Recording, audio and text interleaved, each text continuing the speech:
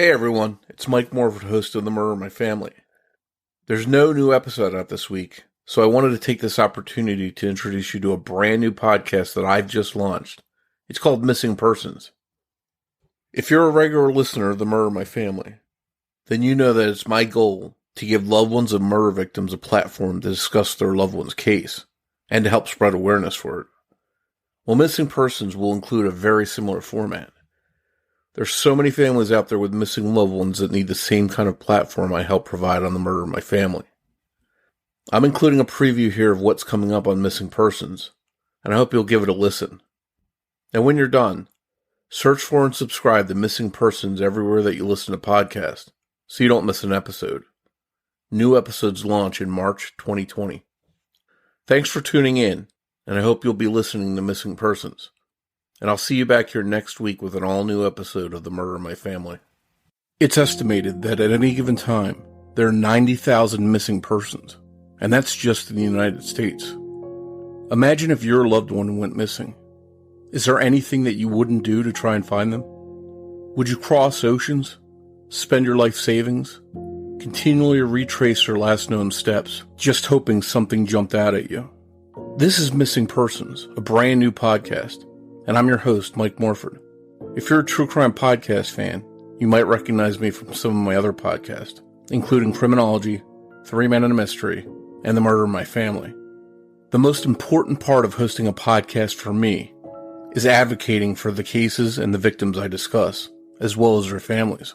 I've been approached by so many people with a missing loved one, asking me if I could help them in any way. And if it was my loved one that was missing, I'd want someone to help me too.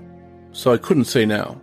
And this podcast, Missing Persons, is the result of me wanting to help. In every episode of Missing Persons, you'll hear about a person who disappeared and currently remains missing. In some cases, there are clues to follow and leads to check on. In other cases, it's as if the person just vanished off the face of the earth. And in each episode, you'll hear from someone who's searching for that missing person. And whether they've been looking for 30 days or 30 years, the pain of not knowing what happened to their loved one is real, and the search for answers, a painful one. Here's a small preview of what you'll hear coming up on Missing Persons.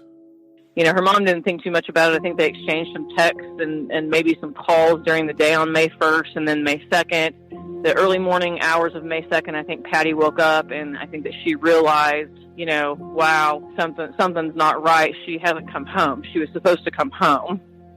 She was always a good girl. I mean, she'd do anything for anybody, and I think she just trusted the wrong people. I think that she honestly thought these people were her friends, you know, quote, her friends, and I just think that she totally just didn't know what she was getting into, becoming friends with any of them and going in that area.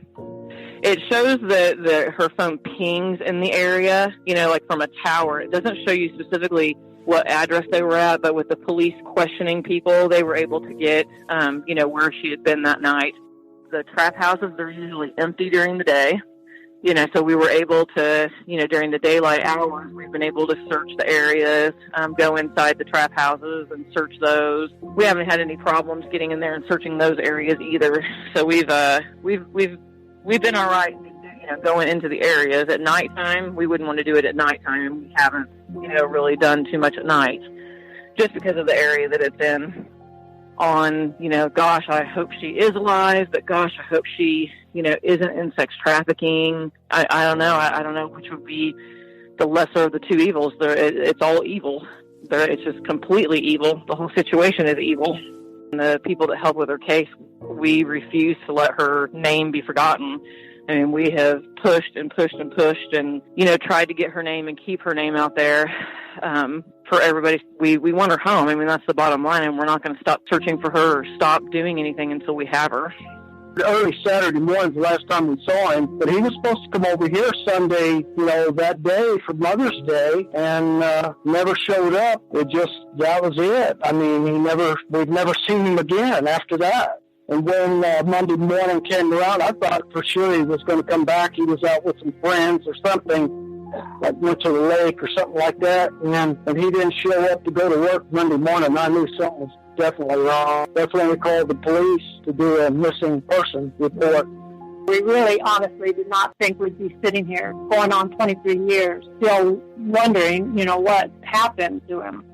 We'd go out and search and look and all that, and thinking that I was going to find him somewhere. And, oh, man, the things that you go through your mind and the thoughts and all that, it hasn't gotten easier as to where my son is and what happened to him, because I'm thinking about it all the time. I want to know where he's at. And when you have children, one of them come up missing like my son did, and you want to know where they're at and what happened to them, and you'll do just about anything to find out.